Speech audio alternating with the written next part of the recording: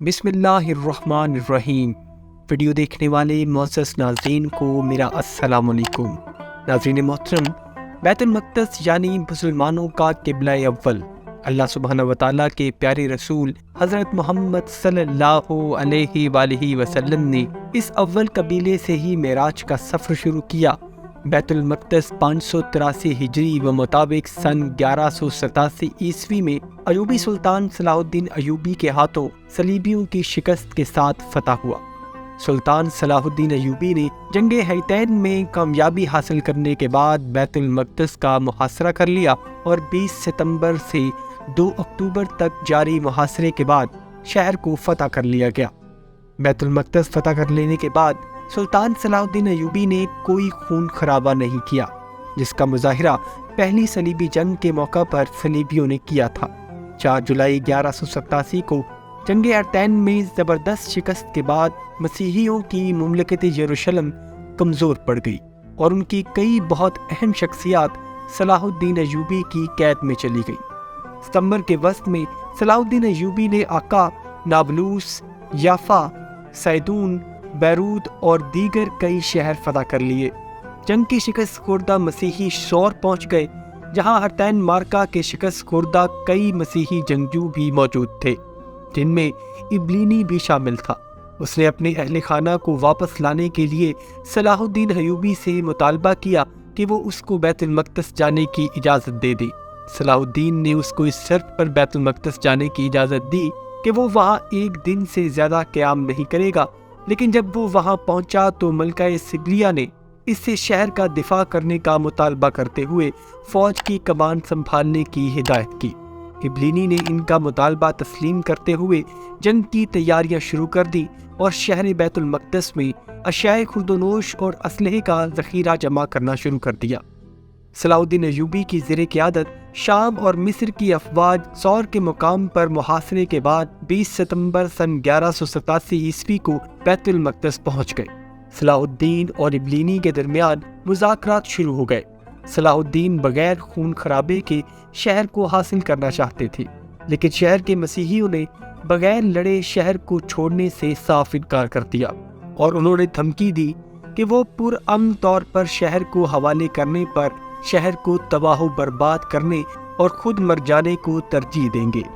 مذاکرات میں ناکامی پر صلاح الدین ایوبی نے شہر کا محاصرہ کر لیا اور صلاح الدین ایوبی کی افواج برج، داؤد اور باب دمشق کے سامنے کھڑی ہو گئی اور تیر اندازوں نے حملے کا آغاز کیا۔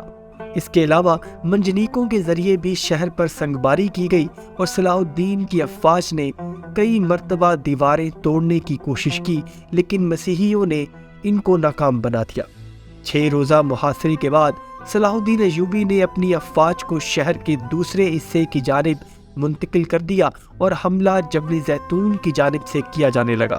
29 ستمبر کو مسلم فوج شہر کا ایک حصہ گرانے میں کامیاب ہو گئی، لیکن وہ فوری طور پر شہر میں داخل نہ ہوئی اور دشمن کی عسکری قوت کو ختم کرتی رہی۔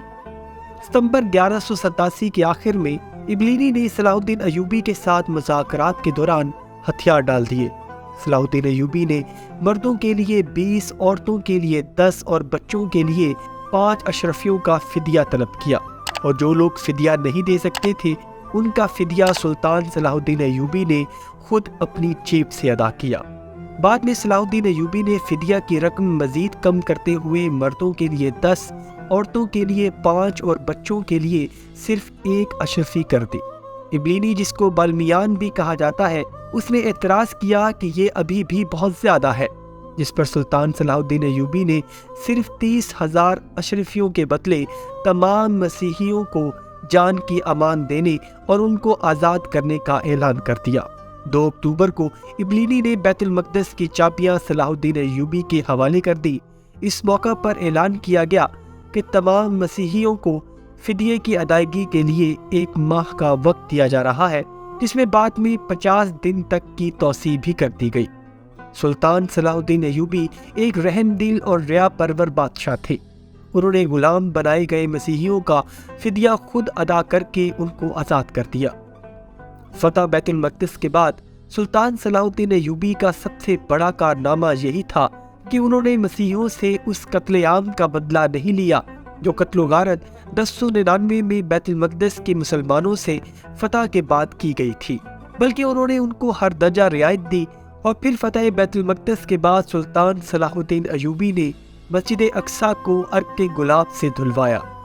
ناظرین محترم، فتح بیت المقدس کی خبر یورپ کے مسیحیوں پر بجلی بن کر گری، جس کے بعد انہوں نے تیسری صلیبی جنگ کا اعلان کر دیا، اور انگلینڈ کے بادشاہ کنگ رچرڈ، فرانس کے بادشاہ فلپ آگسٹس اور جرمنی کے فریڈرک باربروسا کی زیر قیادت ایک بڑا فوجی لشکر بیت المقدس چڑھائی کے لیے روانہ کیا گیا۔ لیکن اس کے باوجود بیت المقدس پر مسلسل 761 سال مسلمانوں کا قبضہ رہا۔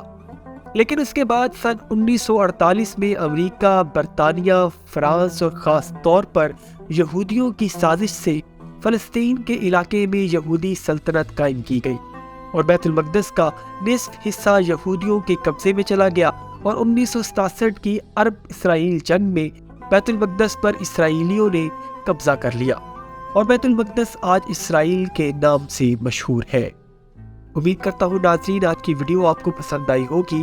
اگر ویڈیو پسند آئی ہے تو ویڈیو کو لائک، شیئر اور کمنٹ سیکشن میں اپنی رائے کا اظہار ضرور کر دیجیے گا، اور جاتے جاتے چینل کو سبسکرائب کر کے ہماری حوصلہ افزائی بھی کر دیجیے۔ اپنا اور اپنے گھر والوں کا بہت سا خیال رکھیے گا۔ وما علینا الا البلاغ المبین۔